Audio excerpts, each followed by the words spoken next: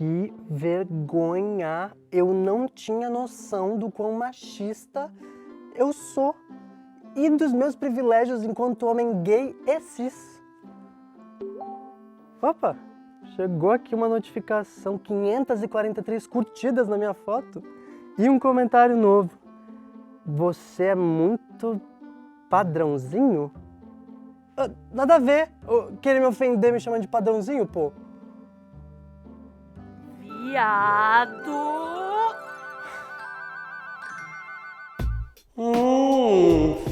Finalmente a Sapa Madrinha me colocou numa situação boa. Boa é só se for pra você que é padrãozinho. Ih, lá vem você com essa história de padrãozinho. Mas é verdade. Você acha que o meu uso nesse aplicativo é igual ao seu? Uhum. Então tá, vamos ver. Caramba, hein? Quanto cara gato gostoso. É, mas você reparou que são todos brancos? Ah, fi, é o meu gosto. Gosto. Gosto é socialmente construído. E aí, tá afim de uma real no sigilo? Eu não curto afeminado. Aff, que preguiça. Ué, só porque ele é discreto? Discreto? É, eu acho que o homem tem que sair do armário, mas tem que sair como homem. Nossa, bem gatinho esse Danilo que me mandou mensagem, hein? Bem gato. Abre logo esse chat. E aí, gatão, aqui assumida, lacrativa e das artes. Credo, é muito afeminado. Você não aprende mesmo, hein? Assiste aqui esse vídeo.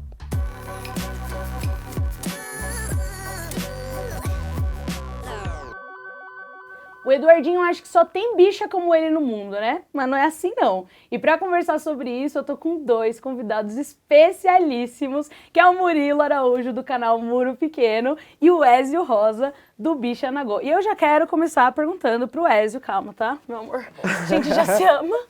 Ézio, o que é o Bicha na Go e conta pra gente sobre o projeto.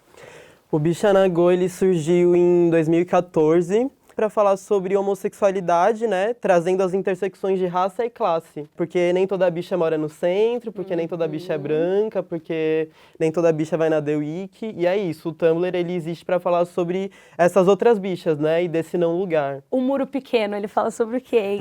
Gato. Eu falo sobre questões parecidas, discussões ligadas à raça, gênero, classe, sexualidade, principalmente, militância, debates sociais e tal, de forma descontraída, didática e tal, tentando espalhar um pouquinho dessas discussões, sempre com essa preocupação com esses recortes também, que eu acho que é super importante fazer. Tem mais um recorte aí no LGBT, além da raça, que é a classe. Fala um pouco, Ézio, sobre classe no movimento LGBT, como você analisa a situação? O movimento LGBT, ele deixa muito a desejar quando a discussão é sobre classe, assim. A gente está muito em uma outra atmosfera, falando outros dialetos, assim. Eu sou da Zona Leste de São Paulo, e aí sempre morei na mesma região ali.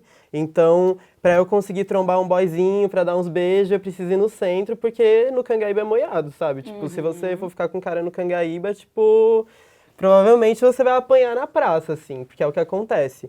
E a gente consegue ver que tem uma divisão clara na comunidade LGBT entre quem tem grana e quem não tem. E isso eu fico... E a gente não se mistura. São pessoas que não estão nos mesmos lugares. E eu fico... E aí tem alguns espaços exclusivos ou aplicativos, por exemplo, que aí é mais abrangente e que aí os grupos se misturam, só que aí tem o confronto. As contradições aparecem, né? Como que são essas contradições e como que é a afetividade? Para vocês, assim, é igual você ter um corpo bombado e ser a bicha, né, discreta e toda padrão novela, e você ser uma bicha brasileira? Quando você é homem, branco, cisgênero, de classe média e gay, a única coisa que te separa da cidadania plena é a homofobia.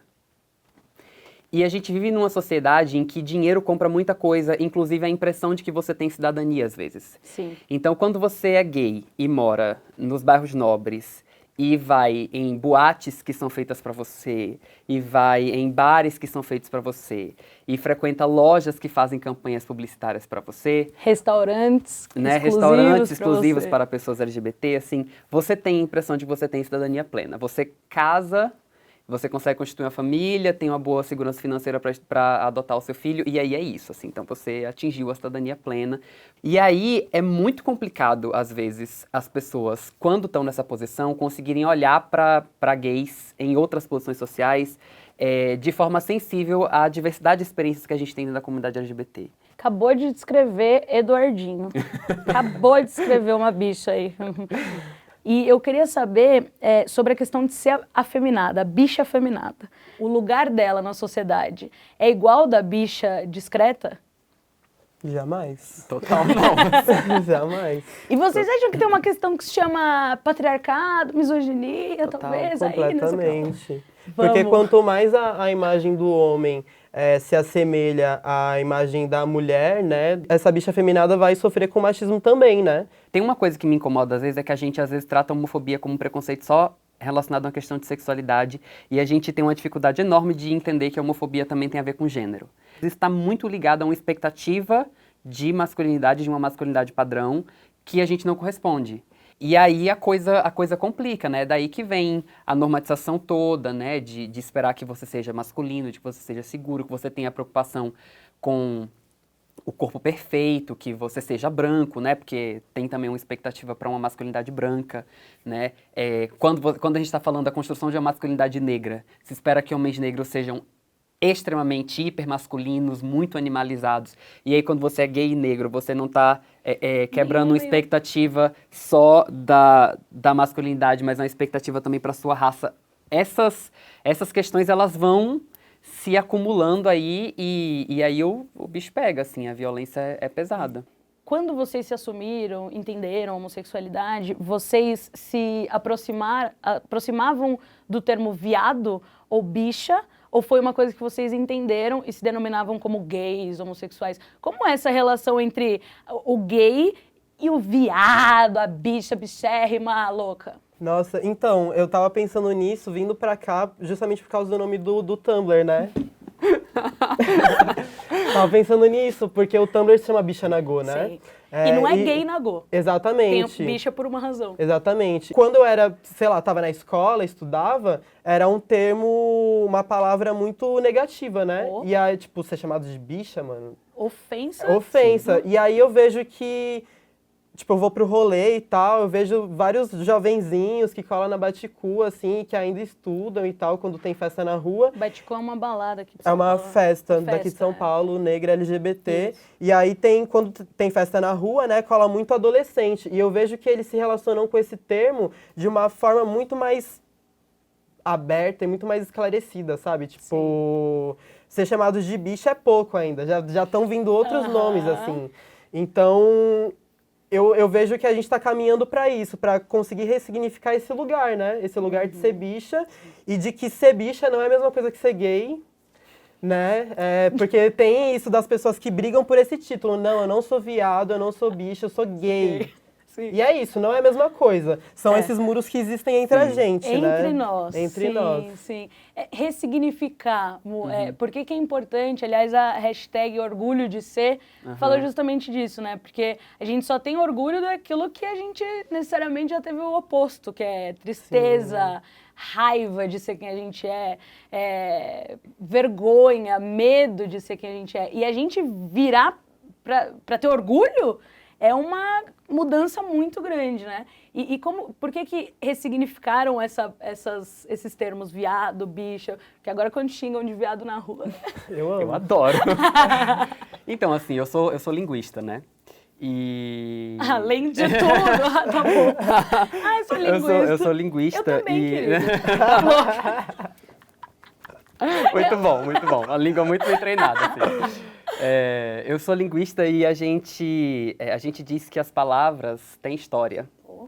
E elas não só têm história, como elas têm efeito, né? Elas produzem, elas violentam às vezes.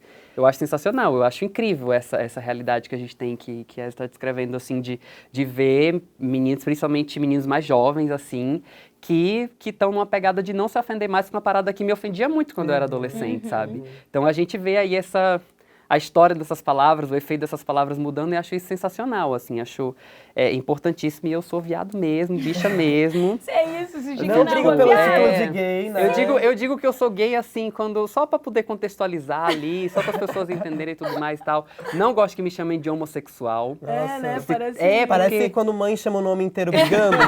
Não parece? Parece. E aquela coisa da medicina, assim, sabe? Tipo, homossexual tem um peso, assim, porque... E na igreja tem muito disso, né? Falar assim, porque os homossexuais e tal, é um jeito tão limpinho de falar da gente, e eu não gosto. No máximo gay, assim, eu sou gay e tal, mas o que eu sou mesmo é viado, bicha.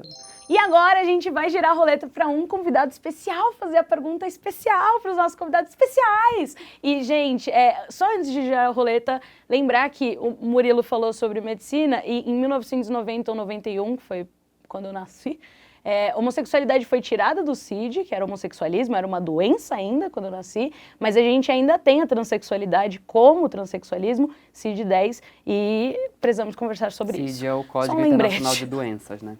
Código Internacional de Doenças, é o CID. Mas vamos... Gira, Ezio. Vai.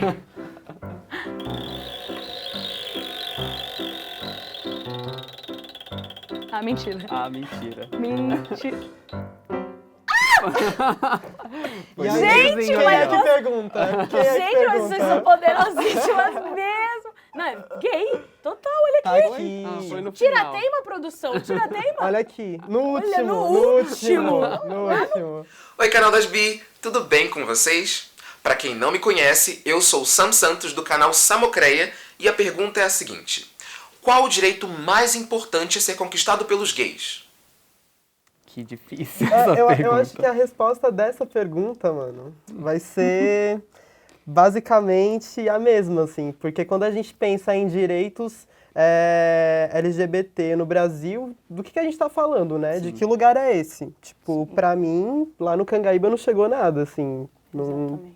Eu acho que quais os direitos que faltam a gente conquistar? Todos, né? E aí, quando também a gente fala sobre esses direitos, é legal também a gente discutir sobre quais pessoas vão ser beneficiadas com esses direitos que serão alcançados, né? Porque Sim. não são todas as pessoas LGBTs que vão ser contempladas. E a gente está definindo nossas pautas principalmente em torno de casamento, adoção e criminalização. Sim. E esses são debates muito limitados porque não envolve nenhum tipo de recorte de entrecruzamento com questões de raça, de classe. São direitos que, como o Wesley falou, assim, limitam muito, são muito limitados, não atingem muitas pessoas, assim.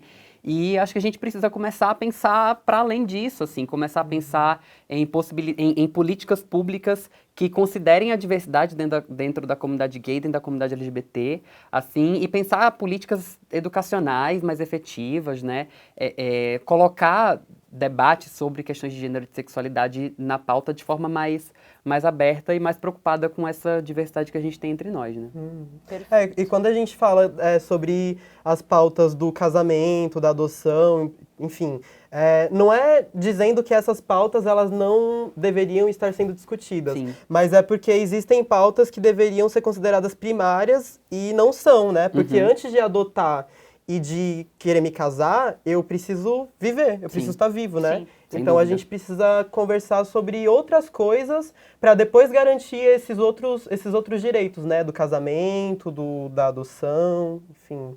É isso. Obrigada, vocês são ótimos. Acho que agora a Sapa Madrinha tá feliz demais. Porque, assim, não tem como com duas bichas maravilhosas como vocês. Eu amei, obrigada. Também adorei, super bacana estar Ai, aqui que com vocês, são lindos. Muito bom. E aí, viado? Eu tô bege, tô rosa, tô as cores da bandeira tudo. Que orgulho da minha bicha! Eu não sabia que tinha tudo isso pra entender o que é ser LGBT. Pois é, viado. E assim, por isso que eu tô cheia de trabalho. E você, se precisar de mim pra respeitar ou pra ser quem você quiser, é só me chamar, que a Sapa Madrinha tá sempre por aqui. Agora eu vou poder ser quem eu quiser ser. A bicha mais afeminada desse mundo. Um pouquinho princesa também. Acaba aqui a saga do Eduardinho com a Sapa Madrinha, mas o canal das Bi continua cheio de conteúdo LGBT, então se inscreve e ativa o sino para receber os próximos vídeos. Comenta aqui o que você achou da série e faz também um vídeo com a hashtag Orgulho de Ser, para compartilhar todo esse orgulho de ser quem você é. É, porque a série acabou, mas nosso orgulho não acaba nunca!